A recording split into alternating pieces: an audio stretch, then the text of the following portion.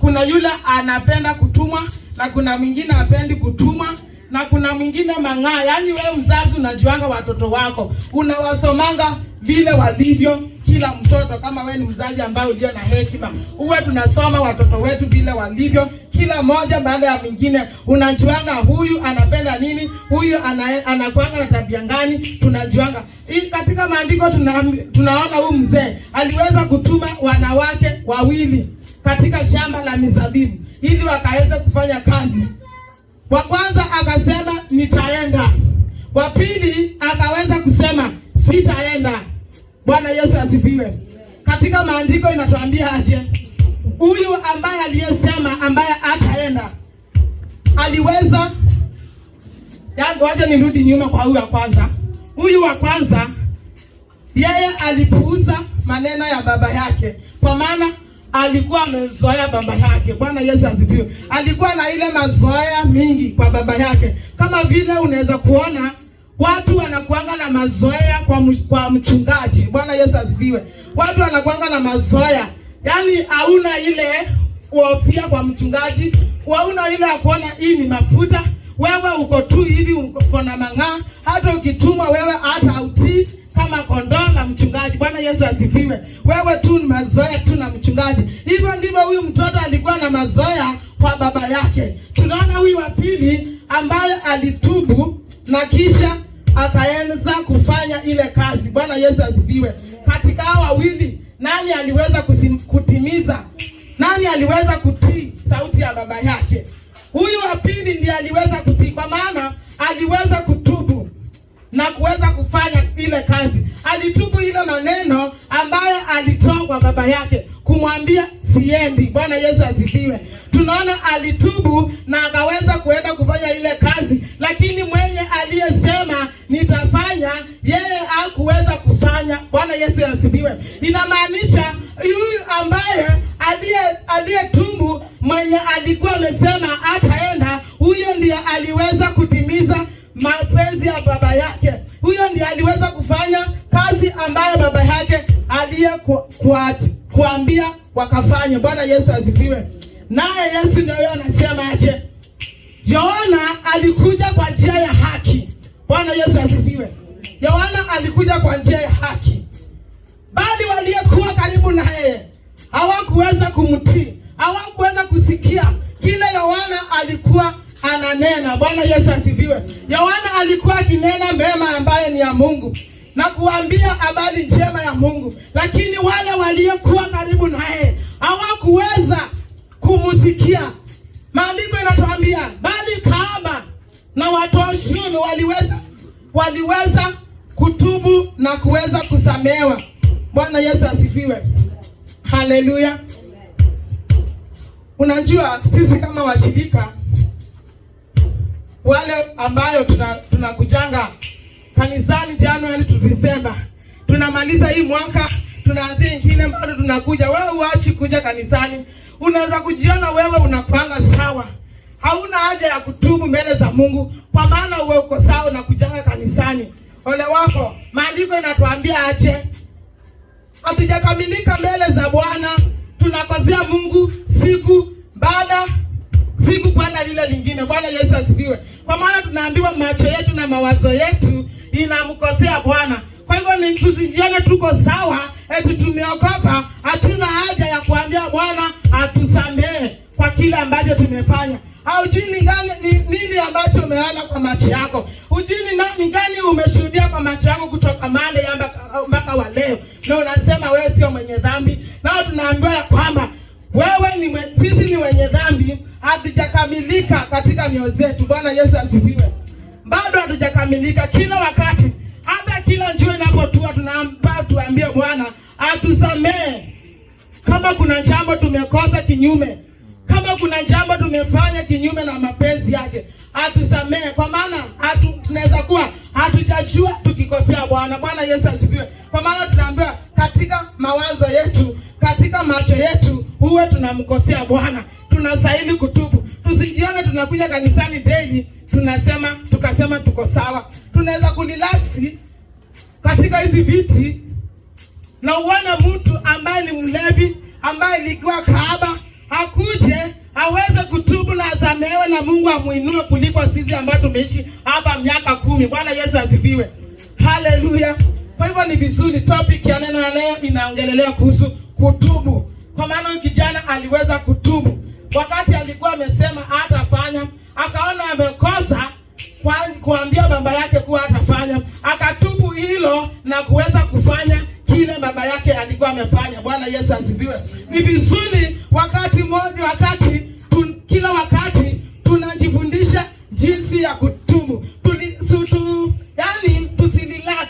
Bwana Yesu asifiwe. Tusitulie katika viti. Hata tukiwa nyumbani tumetulia. Tunasema hatuna dhambi. Tusiseme hatuna dhambi. Dhambi tuko nazo. Na usione wale wako nje wakasema wanawatenda dhambi. Jichunguze hata wewe mwenyewe. Kama wewe umekamilika mbele za Mungu. Kama wewe uko aje mbele za Mungu. Bwana Yesu asifiwe. Tujifundishe jinsi ya kutubu. Jinsi ya kutii mtumishi wetu. Wakati anapotutuma, usilete umang'aa katika nyumba la Bwana. Huyu ni kama mzazi. Mtumishi wa Mungu tukiwa na yeye hapa ni kama mzazi. Wakati anakuambia Esther fanya hivi, Esther utahubiri, usibishane na yeye, ambia Mungu akusaidie. Ambia Mungu akusaidie. Kwa maana mtumishi amenituma nihubiri. Bwana Yesu asifiwe. Kuna wimbo unaimbangwa, nitume Baba, nitume Baba nitaenda. Alafu ukitumwa na useme uendi, kwani unangojea Yesu mwenyewe akuja akutume? Kama mtumishi amekwambia fanya hivi, Mungu ndiye amekutuma. Tunafaa tutii huyo mwenye ametuambia tufanye. Bwana Yesu asifiwe. Haleluya. Tusijione tuko sawa. Kwa maana Yesu anatuambia, Yohana alikuja kwa njia ya haki, lakini hatukumsikia. Hawakumsikia wale walikuwa karibu na Yohana. Walikuwa kazi ni kupuuza kile ambacho Yohana alikuwa nacho katika moyo wake, akiwaambia habari njema ya Mungu. Walikuwa wanalipuuza. Watu wanatoka mbali, wanakuja, wanapokea, wanasemewa na wanainuliwa. Wanainuliwa kuliko hao ambao walikuwa karibu nao na Yohana. Bwana Yesu asifiwe. Hata watu hapa tunaweza cheza, tuone watu wamekuja, mtu amekuja kwa wiki 2, lakini kila wakati anatoa ushuhuda kwa ajili ya yale Mungu amenimtendea kwa hiyo wakati mchache ambao ameweza kuingia katika hii kanisa. Mpaka wewe mwenyewe unaweza kwanza kujiuliza, mbona sisi tumeishi hapa miaka yote na hatuinuliwi? Kwani hii ni kipendeleo? Si kipendeleo, ni vile wewe ulirelax, ulikuwa na mazoea na mtumishi wa Mungu. Neno alikihubiri, waliingia katika masikio, inaingililia hapa, likipita mahali nyingine. Bwana Yesu asifiwe. Anaandaliwa na Mungu kwa ajili ya anapewa neno ili akuja kutupea itusaidie, lakini unapata sisi ni masaa tu tunaangalia. Tunaona wakati umeenda pastor ameishi hapa kwa madhabahu, hatusikii neno. Wakati ni tu ni kuangalia masaa, hatusikii kile ambacho amesema. Na mtumishi wa Mungu Simon akapatiwa mfano wa majiko ambayo ilikuwa mahali hapa ikiwa imejaa, ikiwa na pani, na kila pani ilikuwa na mikate. Bwana Yesu asifiwe. Hiyo sio mikate. Hiyo ni ile neno ambayo mtumishi wa Mungu anaandaliwa ili kulisha kondoo zake. Nazo azikuli. Kunaye mtu mmoja alikuwa tajiri. Aliweza kuandaa kalamu na akaalika watu wakubwa ili waweze kuja kusherehekea. Bwana Yesu asifiwe. Wakati aliandaa na akawaambia kila kitu kiko tayari, kujeni sasa tusherehekee. Kila mtu alianza visababu kila mmoja akasema mimi nilioa mke, kwa hivyo siwezi kuja. Mwingine akasema nilinunua shamba, mwingine akasema nimenunua ng'ombe. Kila mmoja akawa na sababu ya kutokuja katika kalamu ambayo huyu mtu alikuwa ameandaa. Akawaambia mtume wake, nenda katika vijiji ukawaite masikini na vilema na vipofu wakuja washerehekee hii sherehe. Bwana Yesu asifiwe. Hili neno linaweza andaliwa kwa ajili yetu na tukose kulisikia.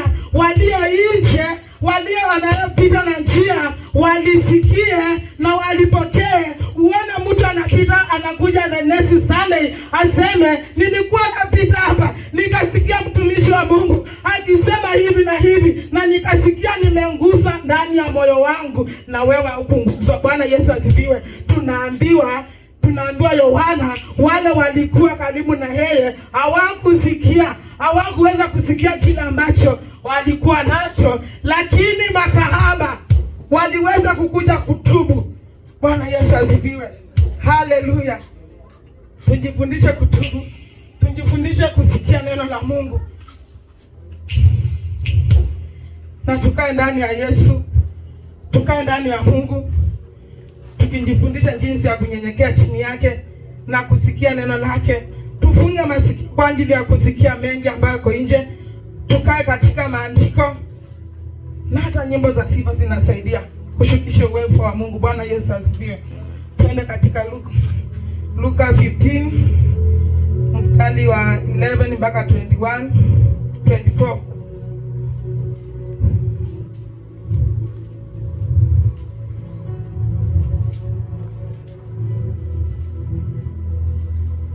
Luke 15:24. Unaanzia 11 hadi 24. Luke 15:11 inasema, akasema mtu mmoja alikuwa na wana wawili.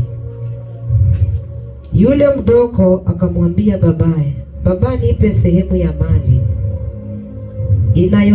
unagawie nikagawie vitu vyake. Hata baada ya siku si nyingi, yule mdogo akakusanya vyote, akasafiri kwenda nchi ya mbali, akafanya mali zake huko kwa maisha ya usherati. Alipokuwa amekwisha kutumia vyote, njaa kuu ikaingia nchi ile, yeye naye akaanza kuhitaji. Akashikamana na mwenyeji mmoja wa nchi ile, naye alimpeleka shambani mwake kulisha nguruwe. Akawaambia, ikitazama kujibisha kwa maganda walivyokula manguruwe, wala hapana mtu aliyempa kitu. Aliposingatia moyoni mwake, akasema, ni watumishi wangapi wa baba yao wanaokula chakula cha kukaza, na mimi hapa ninakufa kwa njaa.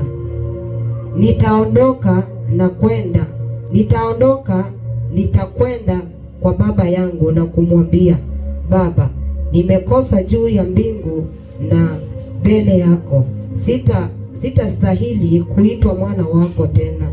Nitafanya kama mmoja wa watumishi wako. Akaondoka akaenda kwa babaye.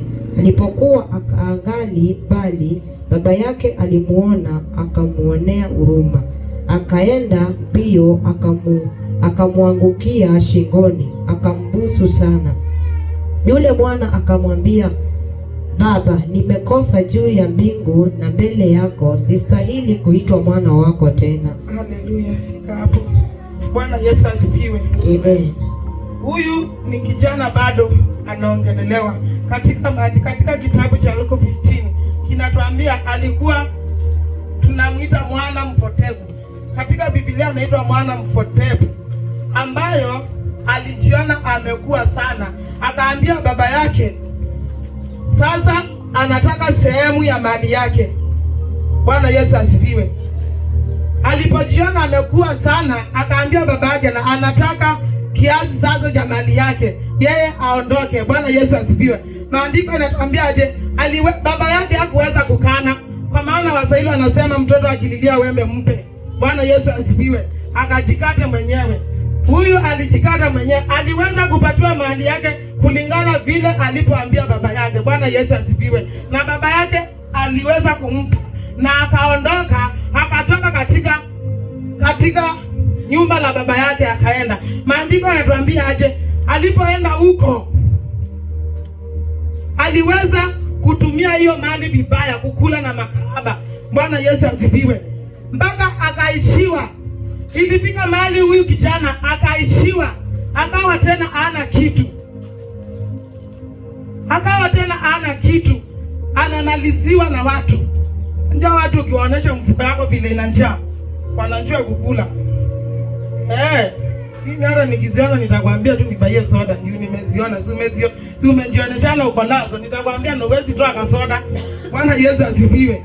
Ndio uko nayo kwa nani, ukinimbaia no uende ubaia mwingine na mwingine akule kwa njia nyingine.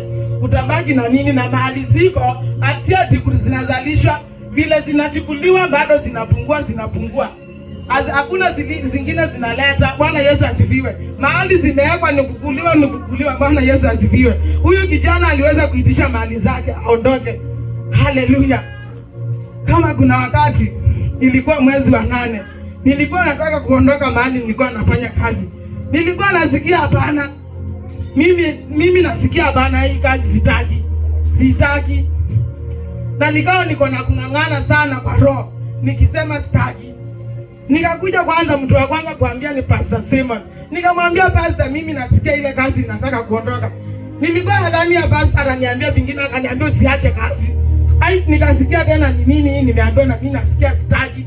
Bwana Yesu asifiwe. Nilikuwa nataka kwenda lakini kibalua ilikuwa ngumu ya kusema kuwa naondoka mahali pale. Hiyo ndio ilikuwa kibalua ngumu. Kila nikisema nitawaambia nashindwa, mwezi inapita. Nikiwaambia nitaondoka nashindwa, mwezi inapita. Siku moja nikakumbuka waliniambia siku ile utaanza kuondoka hapa, tuambie tukubariki. Nikakumbuka kuna baraka zangu, sasa waje niseme baba nipewe baraka zangu niende. Bwana Yesu asifiwe. Sasa mimi nikakuwa na ujasiri wa kuambia, kwa maana waliniahidi baraka nikitoka hapo. Bwana Yesu asifiwe. Sasa nilikuwa nataka kuambia ili wanipe baraka zangu niende, lakini mambo ikawa kinyume na matarajio yangu. Bwana Yesu asifiwe. Niliwaambia lakini wakakataa, wakaniambia sio sahihi. Bwana Yesu asifiwe. Ikabidi tu nitulie. Haleluya. Sasa huyu kijana na yeye aliweza kuambia baba yake, nipe mali zangu niende. Huyu baba alimpa, hakukana na hakung'ang'ana na yeye, aliweza kumpa na akaondoka. Maandiko yanatuambia aje? Aliweza kwenda kutumia mali vibaya. Tunaona katika maandiko ilifika mahali akaweza kushirikiana na mtu mmoja katika hiyo nchi ambaye alienda akaajiliwa akawa mulisha nguruwe. Bwana Yesu asifiwe. Tunaambiwa nini? Aliweza kuwa anakula chakula ambacho hizo nguruwe zinakula kwa kukosa kwa huyo ni umang'aa. Juu aliona yeye amekuwa na astahili kukaa katika nyumba la baba yake, na akaitisha kila kitu chake apewe. Bwana Yesu asifiwe. Akiwa kule alihisi amekosa mbele ya baba yake na mbele ya Mungu, na akasema sasa nitaondoka nikaambia baba yangu kuwa nimekosa mbele zako na mbele za Mungu. Bwana Yesu asifiwe. Na akaanza safari ya kurudi nyumbani. Haleluya. Na maandiko inatuambia aje? Huyo mzee alipoona mtoto wake kwa mbali, aliweza kumkimbilia na kumkumbatia na kumbusu. Bwana Yesu asifiwe. Huyu mzee hakumtupilia mbali kumwambia kuwa alienda, kwa maana mzazi ni mzazi. Bwana Yesu asifiwe. Hakumwambia wewe ulienda, umekuja unakaa aje. Alimkimbilia na kumkumbatia na kumbusu na kusema mavazi yaletwe na viatu zitiwe katika mwili wake. Bwana Yesu asifiwe. Na mzee akamulisha ndama liangaliwe lile nono lichinjwe kwa ajili ya mtoto wake, kwa sababu yeye alipoona mama yake akamwambia, mimi sistahili kuitwa tena mwana wako. Anataka kufanywa kama wajakazi, afanywe kama mfanyikazi, kwa maana alijua amekosa na amekuja kutubu. Bwana Yesu asifiwe. Kama vile huyu mwenye alisema huyu katika kitabu cha Mario, bila alitubu. Haleluya. Wakati alipokuwa amesema hatafanya, akatubu na akaweza kufanya ile kazi ambayo babake alikuwa amemwambia. Hata huyu vile vile aliweza kutubu mbele za baba yake na kumwambia yeye astahili kuitwa mwana wake, kwa maana aliona amekosa kiasi kikubwa sana, kiasi hata hafai kuitwa mtoto wa hiyo familia, kiasi hata ajui hata mbele za Mungu amekosa kabisa. Kwa hivyo yeye amenyenyekea na akasema hata asiitwe mtoto wa hiyo familia tena, wacha akae hapo kama mfanyikazi. Lakini baba akakataa hiyo, hakukubaliana nayo, alimpokea kama mtoto katika nyumba lake. Bwana Yesu asifiwe. Tukae na njia nzuri katika wazazi wetu, wazazi wa kiroho tukae na njia nzuri, wazazi wa kimwili tukae na njia nzuri, tukae kwa njia ya kunyenyekea, na wakati tunaona tunakosea tukubali kuutisha msamaha, nao watatusamehe na tutasemewa naye na Mwenyezi Mungu. Bwana Yesu asifiwe. Kutubu ni bora kuliko ujeuri. Bwana Yesu asifiwe. Na ni vibaya sana kurushia wazazi mikono. Tusirushie wazazi mikono, hiyo ni mbaya. Kuambiwa na mzazi na unarusha mkono, haijalishi ni mzazi mgani. Hata kama ni mtu amekushinda umri, sikia na utii. Na ukisikia umekosa, jiite kama mkutano na unyenyekee na utubu. Na ikiwezekana hata kama ni mtu alikuwa, yani ni mtu, tusiseme hata ni mzazi wako ama mzazi wako wa kiroho, yani ni mtu ambaye unafaa umheshimu. Unaweza sikia umemkosea na uende mwambie nisamee. Unajua kuna kitu moja watu wanashindangwa nacho, kama nisamee, hiyo kitu inakuanga ngumu sana. Hiyo inanga wengi, eti kuendea mtu hivi mwambie nisamee. Hata bwana akikosea bibi, hiyo kitu inakuanga ngumu kuambia bibi yake. Wengine wanakuanga ngumu sana kuambia bibi yake nisamee. Unaweza kuwa unune siku kadhaa, umenuna. Lakini huyo bwana amekauka kusema nisamee, inakuanga ngumu. Unaweza kuona anaomba msamaha kwa njia nyingine, anaanza kuleta kakitu jioni. Wewe ukiona kakitu kamekuja jioni, wewe jua msamaha imeanza kuomba. Bwana Yesu asifiwe. Usingojee ya mdomo. Ukiona tu kitu kazuri kameletwa, umesikia hii ni yenu, hii ni hapa, ujue msamaha imeanza kuomba. Bwana Yesu asifiwe. Kwa maana watu wengine kutoa neno nisamee inakuanga gumu. Haleluya. Kwa hivyo neno la leo ilikuwa ninaongelelea kuhusu kutubu kwa makosa yetu. Tukae katika njia mzuri na tujifundishe kutubu. Tusizoe kukaa hivi tukisema sisi tuko sawa, hatuwezi kutubu. Tukifanya hivyo tutapitwa na wale wengine ambao watakuja nyuma yetu. Watakuja wakiwa na moto wa kupokea Roho Mtakatifu, na sisi tumeishi hapa miaka na miaka na hata hatuna chochote. Kuna wakati mwingine nilikuwa nyumbani, pastor alisema sasa tunaenda ile maombi ya ndoo tuto. Akwambia mnapatananga na watu. Tulipata mwingine akatuambia tusisome Biblia. Mimi wakati huo nilikuwa tu mfuasi tu. Akaambia pastor, usisome Biblia yenye umebeba. Beba ile ulimeza. Yeje ulimeza ndio utasoma, ndio nijue wewe ni mtumishi wa Mungu. Bwana Yesu asifiwe. Ingekuwa ni mimi ningenizambia juzi, sikuwa na haya moja ambaye yenye nimemeza. Sikuwa nimemeza yoyote kusema ukweli. Haleluya. Huyo mama alisema, na inakuanga na kibalonji, ukienda ukipata mtu analima, mnalima. Hautamkalisha chini atumwambie neno. Kwa maana hii neno sio wengi wanalipenda. Bwana Yesu asifiwe. Sio wengi wanalipenda. Ili neno halipendekani na watu wengine.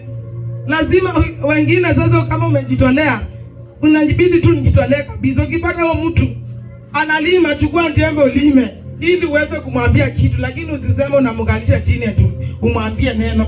Neno gani? Wanakuuliza neno gani? Bwana Yesu asifiwe. Mungu atusaidie sana na tujifundishe jinsi ya kutubu mbele za Mungu. Tusiseme tumekamilika mbele za Mungu, hatuwezi kutubu. Tunafaa tutubu. Tukiamka jioni ikifika, tuambie Mungu atusamee. Kwa maana hatujui, tunaweza kuwa tumekosa bila kujua. Haleluya. Tunaweza kuwa tumekosa kwa mawazo, kwa kutazama kwetu. Hatuko wakamilifu mbele za Mungu. Maandiko anatuambia hatujakamilika mbele zake, bado tunastahili msamaha. Bwana Yesu asifiwe. Tuambie Yesu, damu ambayo iliyomwagika msalabani, taomba itakaze mioyo zetu. Haleluya. Tuambie Mungu atusamee kwa matendo yetu. Unajua wakati tunasema sisi si wenye dhambi, tunajidanganya. Kwa maana naweza kukudanganya mimi sina dhambi yoyote na ukubali.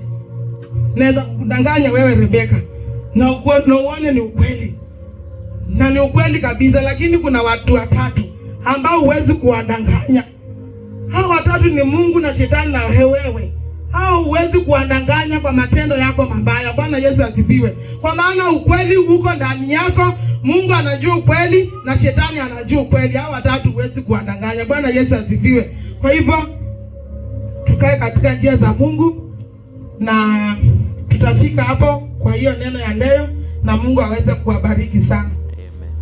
Karibu kiongozi.